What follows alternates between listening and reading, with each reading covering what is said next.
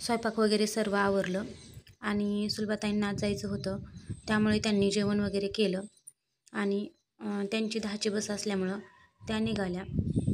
कुठल्याही मुलीसाठी माहेरला जाताना खूप आनंद होतो, तर सासरला जाताना खूप वाईट वाटतं. तर खूप किती जरी वाईट वाटलं तरी सासरला जावंच लागतं. तर दुपारी आराम वगैरे केला, राहिलेली कामं आवरली सर्व आणि उद्या पौर्णिमा असल्यामुळं सर्व घर स्वच्छ झाडलं. हॉल, बेडरूम वगैरे सर्व डीप क्लिनिंग केले आणि बेडरूम हे झाडून घेतल्यानंतर नंतर घरं सर्व पुसून घ्यायची होती.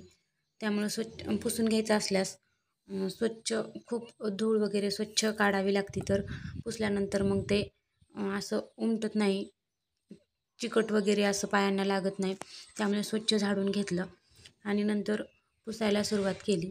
सर्व किचन, बेडरूम वगैरे सर्व हॉल हे सगळं पुसून घेतलं. तर यातच 1.5-2 तास गेले माझे. तर खूप कंटाळा आला होता.